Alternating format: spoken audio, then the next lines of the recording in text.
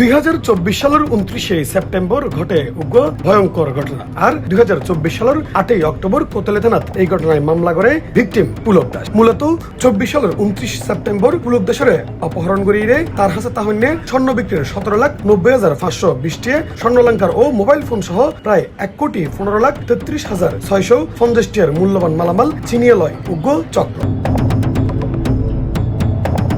চট্টগ্রাম নগরের কেসদি রোড শহীদ মিনারের underground DB পরিচয়ে মূলত পুলক দাসরে তুলে যায় কিছু দুষ্কৃতিকার। পিবিআই চট্টগ্রাম কর্তৃক দীর্ঘদিন পরে ভুয়া ডিবি সেজে ছিনতাইকারী চক্রের একজনকে আমরা গ্রেপ্তার করেছি এবং উনি বিজ্ঞ আদালতে 164 ধারা জবানবন্দি প্রদান করছে।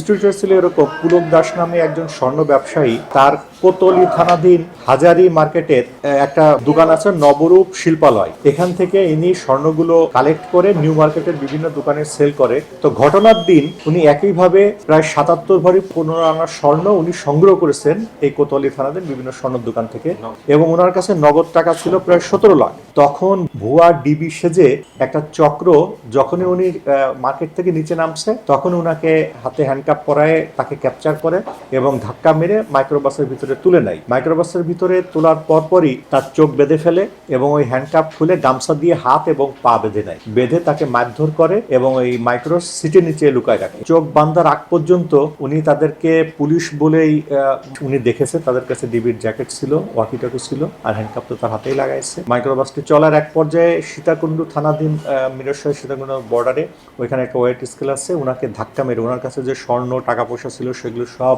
রেখে দিয়ে ওনাকে ধাক্কা মেরে মাইক্রোবাস থেকে রাস্তা পাশে ফেলে যায়। অবশেষে ভুয়া ডিবি চক্রের মূল হোতা সাজু মিয়ারে গ্রেপ্তার করেছে police bureau of investigation PBI Chattogram metro. তারপরে উনি আত্মীয় স্বজনকে বলে পুলিশের সহায়তায় এসে চিকিৎসা নেওয়ার কিছুদিন পরে উনি কোতলি থানায় একটা মামলা করে। এই মামলা তদন্তাধীন অবস্থায় মামলার অগ্রগতি সন্তোষজনক না হওয়াতে উনি আবার তদন্ত করে মামলাটি পিবিআইয়ের কাছে আনে। তো আনার পর আমরা এটা নিয়ে তদন্ত শুরু করি। বিষয়টা আসলে খুব ক্লুলেস ছিল এবং একটু কঠিন ছিল এটাকে ফাইন্ড আউট করা। তো আমরা ওখানে সিসিটিভি ফুটেজটা একটু পর্যবেক্ষণ করি ঘটনার আগে পরে। তো ওইখানে একটা সন্দেহজনক ব্যক্তির মুভমেন্ট আমরা দেখি এবং চট্টগ্রাম বা এর আশেপাশে একই রকম ঘটনা ঘটেছে কিনা বা সেই ঘটনায় কেউ অ্যারেস্ট আছে কিনা সেটা আমরা খোঁজখবর নেই। এই পর্যায়ে আমরা কুমিল্লা শহর এবং চান্দিনাতে দুইটা ঘটনা পাই, একটা স্বর্ণের ঘটনা, একটা বিকাশের ঘটনা, 14 গ্রাম এবং চান্দিনা। তো সেখানে আমরা দেখি যে এরকম একটা ঘটনা আছে এবং সেখানে কিছু লোক অ্যারেস্ট আছে, আসামি অ্যারেস্ট আছে। তো আমরা সিসিটিভি ফুটেজে যে এইটা পেয়েছিলাম সেইটার সাথে ওইখানে একটা লোকের আমরা মিল খুঁজে পাই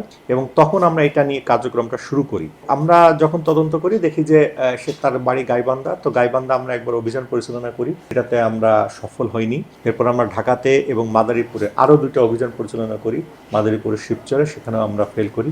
অবশেষে আমরা ঢাকা থেকেই আসামিকে অ্যারেস্ট করতে সক্ষম হই। যখন অ্যারেস্ট করার পরে প্রথমে সে কোনো কিছু স্বীকার করতেছিল না, পরে নিবিড় জিজ্ঞাসাবাদের এক পর্যায়ে সে ঘটনার সাথে সম্পৃক্ত বলে সে স্বীকার করে এবং পুরো ঘটনা সে আমাদের কাছে বর্ণনা করে। আজকে আগস্টের 18 তারিখ মঙ্গলবার পিবিআই চট্টগ্রাম মহানগর কার্যালয়ে আয়োজিত সংবাদ সম্মেলনত এই তথ্য নিশ্চিত করা। আমরা যাকে অ্যারেস্ট করেছি এর নাম সাজু মিয়া। সে বলে যে তার দায়িত্ব ছিল এই ব্যবসায়ীকে ফাইন্ড আউট করে যখন সে নিচে নামে তখন সিন্ডিকেটের অন্যদের কাছে ইনফরমেশনটা পাস করা। তো সেইভাবে পাস করার পরে তাকে মাইক্রোবাসে নিয়ে যাওয়ার পর তারা ছিনতাই করে ফেলে রেখে যায়। সে বিজ্ঞ আদালতে 164 ধারায় জবানবন্দি প্রদান করেছে। ভুয়া ডিবি পরিচয়ধারী চক্রের মূল হোতা সাজু মিয়ারে গ্রেপ্তারের পর আদালত তলইলি সাজু মিয়া জবানবন্দি তার দোষ স্বীকার করে। তার দেওয়া তথ্যের ভিত্তিতে ওই চক্রের অন্যান্য সদস্যদের গ্রেপ্তারের অভিযান এখনো অব্যাহত আছে বলে জানাই পিবিআই। আরো 4-5 জন সিন্ডিকেটের অন্যান্য সদস্যের কথা আমাদেরকে বলেছে, আমরা সেইগুলি নিয়ে এখন যাচাই বাছাই করতেছি এবং বাদীর অভিযোগ যদি সত্যি হয়, বাদী যে কথাগুলো বলেছেন